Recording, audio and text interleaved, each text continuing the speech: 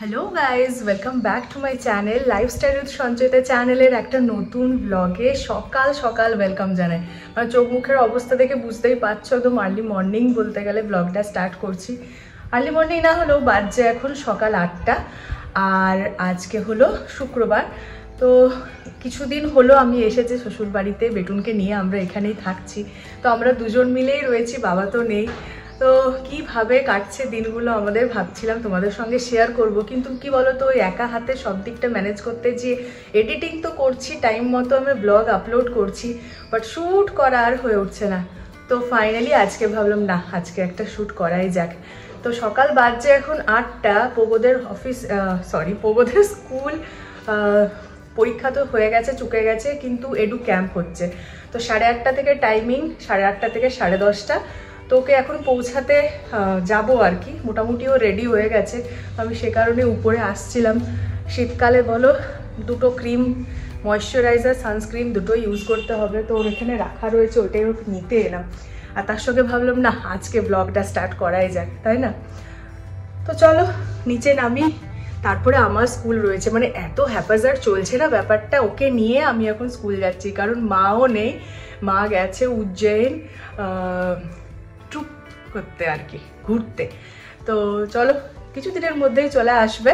তো চলো আপাতত বেরিয়ে পড়ি আর কি, রেডি একটু হতে বাকি আছে, করে বেরিয়ে পড়ি। আর রুমে ঢুকে দেখুন এমন করে বেটুন পাশ বালিশটাকে ঢাকা দিয়েছে, মনে হচ্ছে কেউ যেন শুয়ে আছে। সত্যি দেখুন অবস্থা। যাই হোক, পরে এসব ঠিক করব। আপাতত ক্রিমগুলো নিতে এসছিলাম। এই হলো ভোগো। মা, তুমি রেডি হয়ে গেছো নিজে নিজে? কেটু পিঠে পরিয়ে দিল? ও মা গো। চলো চলো চলো, ক্রিম ট্রিম মাখো। চলো চুল খুলো, চুলটা ছাড়াতে হবে। হ্যাঁ এই তো, এই হলো পোগো। পোগো হয়ে গেছে রেডি, তাই তো? আর যেহেতু এখন এডু ক্যাম্প চলছে, ফর্মাল ড্রেসে যেতে বলেছে, কোনোরকম স্কুল ড্রেস, স্কুল ইউনিফর্ম লাগছে না। চলো বেরিয়ে যাই। আর নামমাত্র ব্যাগ, ব্যাগেও কিছু নেই, জাস্ট টিফিন বক্স। একটা কপি দিয়েছিলাম না, ম্যাম নিয়ে রেখে দিয়েছে কপিটা। আচ্ছা, তোমাকে আজকে লিখতে দেবে? লিখবে? ঠিক তো? খেলা তো সারাদিন আছে। চলো চলো চলো।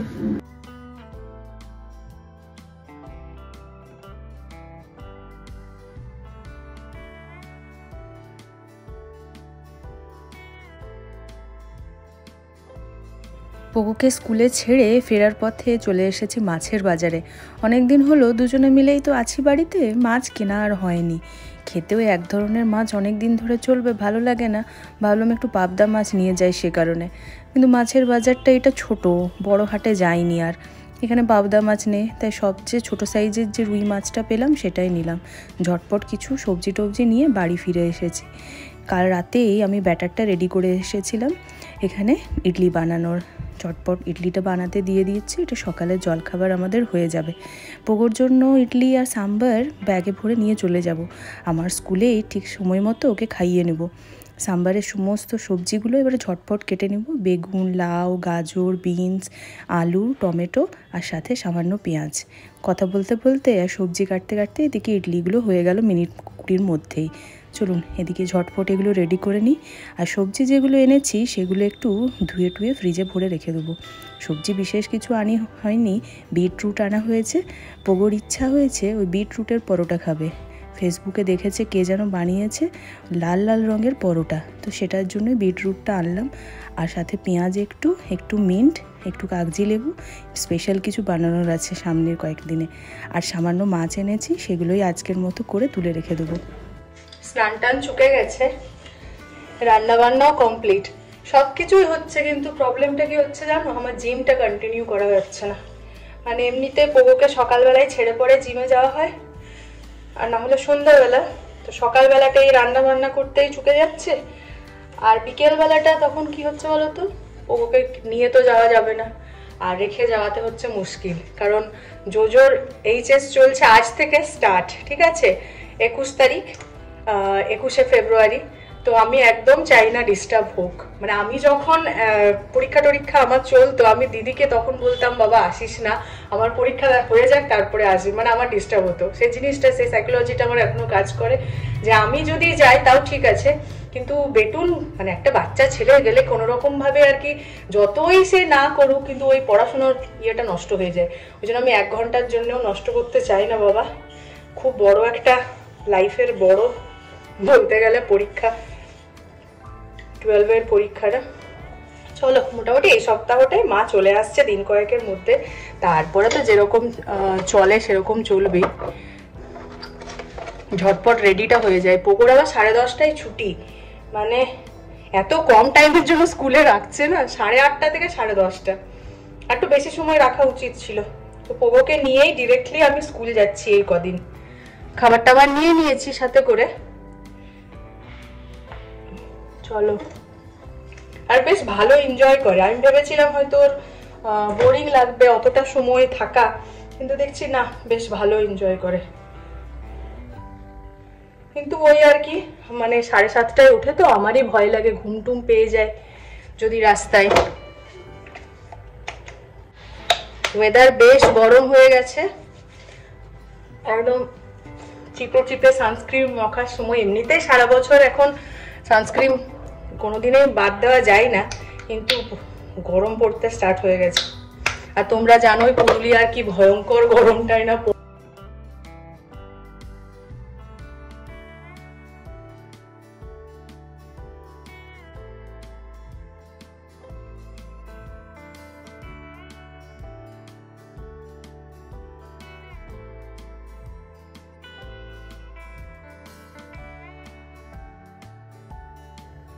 এমনিতে তোমরা জানো আমি শাড়ি পরে স্কুল যেতে কত পছন্দ করি, কিন্তু পোগোকে নিয়ে স্কুল যাচ্ছি বাইকে করে, মানে স্কুটিতে করে, তারপর আবার শাড়ি পরে, ব্যাপারটা প্রচন্ড রিস্কি হয়ে যায়। ওই জন্য এই কদিন শাড়ি পরাটা আমাকে দিতে হয়েছে। ঠিক আছে, চলো মোটামুটি রেডি। হ্যাঁ, পুরো রেডি, বেরিয়ে পড়ি এরপর। বেটুন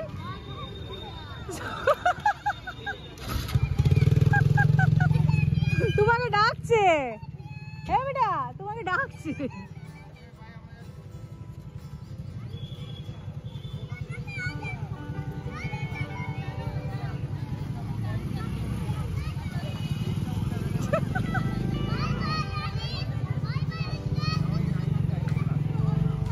আদবেতা ডাকছে, আদবেতা ডাকছে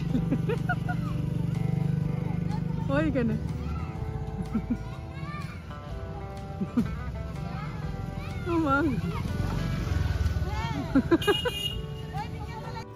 স্কুল থেকে বাড়ি ফিরে চলে এসেছি। আমার স্কুলে আছে 21শে ফেব্রুয়ারি ভাষা দিবসের ছোট্ট করে একটা সেলিব্রেশন ছিল, তাই ওই হাফ ছুটি আর কি। বাড়ি ফিরে ঝটপট যা রান্না করতে পারলাম তা আপনাদের চোখের সামনে। ভাত, সবজি দিয়ে ডাল, দই মাছ আর আলু ফুলকপি ভাজা, এই দিয়েই আমাদের আজকে চলে যাবে আর কি। যে জিনিসটা পোগোটার সঙ্গে দরকার সেটা হলো গরম ভাতে একটুখানি ঘি। এটা মোটামুটি রোজকারোর চলে আর কি। এই যে বসে বসে টিভি দেখছে, এসে স্নানটাও করিয়ে দিয়েছি। এবার ঝটপট ভাতটা খাইয়ে একটু ঘুম পাড়িয়ে দেবো, সেই সকাল থেকে চলছে। আজ শনিবার, বাজছে এখন সন্ধে প্রায় 7:30। মা এসেছে আজকে সকালে ফিরে। এমনিতে দিন কয়েক পরে আসার ছিল, কিন্তু ফেরার টিকিটটা ট্রেনের থাকায় সেটা ক্যান্সেল হয়ে গেছিলো কোনো কারণে পুরো ট্রেনটা। অগত্যা উজ্জয়ন থেকে ইন্দোর থেকে ফ্লাইটে করে কলকাতা, কলকাতা থেকে আবার সেই ট্রেনে করে পুরুলিয়া ফেরা। তো এই হ্যাপাটার জন্য যাই হোক একদিন আগে মা ঘর ঢুকতে পেরেছে। এসেই আমরা সবাই মিলে ঝেপে ধরেছি কি কি আনা হয়েছে ওখান থেকে, সব যেন খুলে দেখানো হয়। তো সেগুলোর মধ্যে থেকেই মা সবার জন্য একটা করে টি শার্ট এনেছে, মহাকাল লেখা, মানে জো, পোগো, দাদা এদের জন্য, আর ঐশীর জন্য একটা টি শার্ট। সেখান থেকেই দেখা শুরু হলো আর কি। আর কি বেরোয় মায়ের ঝাঁপি থেকে, চলো দেখতে থাকি। তো এই কটনের টি শার্টগুলো খুবই কমফোর্টেবল, সামনে যা গরম আসছে ভীষণ আরাম দেয়। পোগো তো সঙ্গে সঙ্গে পরবার জন্য হুসহুস করছে ওর মনটা, আর আমরাও। পোগো সাইজ নিয়ে প্রচণ্ড একটা দ্বিধা চলে, মনে হয় হয়ে যাবে, কিন্তু পরানোর সময় দেখি না, হচ্ছে না। আর একটা এই পুচকু পাড়া লেহেঙ্গা এনেছে। এর বড় সাইজটা ঐশীর আছে, এটা ঐশীর এক মাস্তুতো বোনের জন্য। এইটুকুই বাচ্চাটা, তার জন্য মা মনে করে একটা এনেছে। আর এখানে আমরা হাতে বেশু বেঁধে নিয়েছি সুতো প্রায় সকলেই, শিব ঠাকুরের জায়গা থেকে এনেছে, সে কারণে অনেক জিনিস আনা হয়েছে। তো এটা আমি তখন থেকে খুলে দেখব করে বসে আছি। আর সুন্দর কি লাগছে দেখুন, মিষ্টি জিনিসটা। ছোট্ট মেয়েদের সব কিছুই যেন খুব সুন্দর হয়, তাই না? ঐশীরও পরা হয়ে গেছে মহাকালের টি শার্টটা, তো সবাই পরে পরে দেখে নিচ্ছে ঠিকঠাক সাইজের হয়েছে কিনা। আর সাইজের না হলেও খুব একটা কিছু করণীয় নেই, কারণ ফিরে যেয়ে তো আর রিটার্ন দেওয়ার মতো অপশান থাকে না, তাই না? তো যাই হোক, এটা খুব সুন্দর হয়েছে, সকলের ভীষণ পছন্দ হয়েছে। আর কি কি রয়েছে আমাদের জন্য শুনেছি, সেগুলোও চলো এক এক করে দেখে নিই এরপর।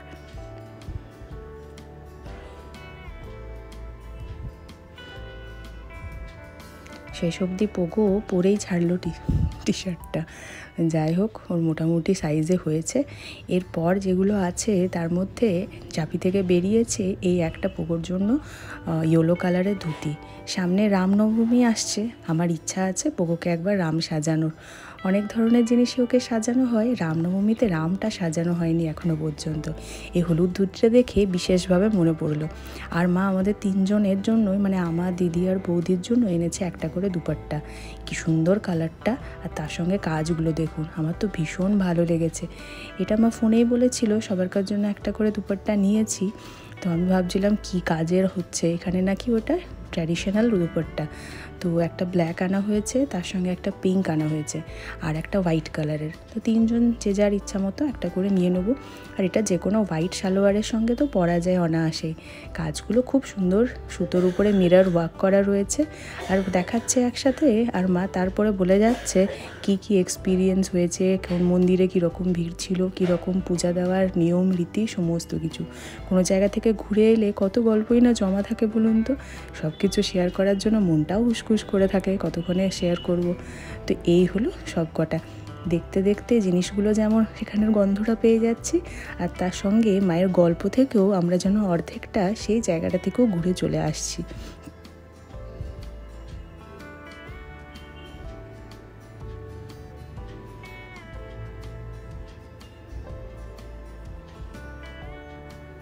সব কটা ওড়নার কালারই এত সুন্দর হয়েছে, আমরা এরপরে তিনজনেই কনফিউজড যে কোনটাকে নেব। যাই হোক, এই সমস্ত কিছু হলো। আর উজ্জয়িনী, ওমকালেশ্বর, মহাকালেশ্বর, এই সমস্ত জায়গাগুলো মা ঘুরতে গিয়েছিল। তো সেখান থেকে দিদির জন্য আনা হয়েছে একটা শিবলিঙ্গ। শিবলিঙ্গর সঙ্গে যে সমস্ত অ্যাক্সেসরিজগুলো থাকে সেগুলোও আনা হয়েছে সাথে করে। মানে গলায় এই যে ছোট্ট একটা সাপের মতো বেজানো থাকে সেইটা, একটা ষাঁড়, সাথে রয়েছে ত্রিশূল, তো সমস্তটাই। তো এখানে যে শিবটা রাখা রয়েছে সেটা দিদির জন্য আনা হয়েছে। ওর নতুন শিব ঠাকুর সিংহাসনে শিব ঠাকুর নেই, সে কারণে। আমাদের শিবলিঙ্গ আছে বাড়িতে, শুধুমাত্র ষাঁড় আর ত্রিশূলটা একটা এক্সট্রা আনা হয়েছে আমাদের বাড়ির জন্য। সেটাই এখন ঐশী সুন্দরভাবে সাজিয়ে দেখাচ্ছে কীরকম লাগবে পুরো সেট আপটা। তার সঙ্গে ছোট্ট ছোট্ট শোপিসের মতো দুটো তুলসী মঞ্চ এনেছে। এগুলো মাটির, দেখতে কি কিউট, তাই না?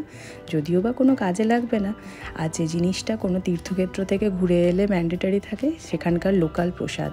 প্রত্যেকটা জায়গারই তীর্থক্ষেত্রের আলাদা আলাদা প্রসাদ দেখবেন থাকে, ভালোও লাগে জিনিসটা। মা এরপরে যে শাড়িটা ওখান থেকে এনেছে সেইটা দেখালো।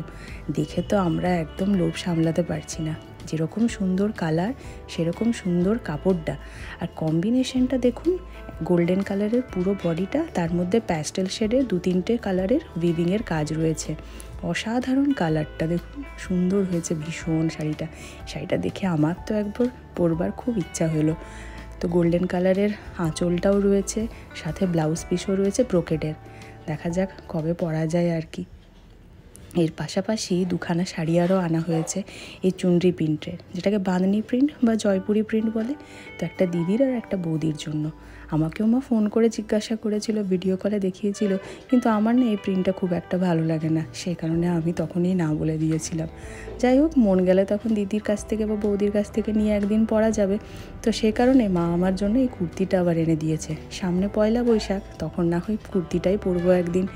চলুন, এই ছিল মায়ের পসরা, সাজিয়ে মা বসেছিল, আমরাও সব দেখে নিলাম, নিজের নিজের মতো বুঝে নিয়েছি। ব্লগটাও আজকে শেষ করছি। আপনাদের কেমন লাগলো আমাদের শপিং অবশ্যই কমেন্ট করে জানিও। দেখা হবে পরের আবার একটা ব্লগে। আজকের ব্লগটা ভালো লাগলে একটা লাইক করে দিও। Thanks for watching.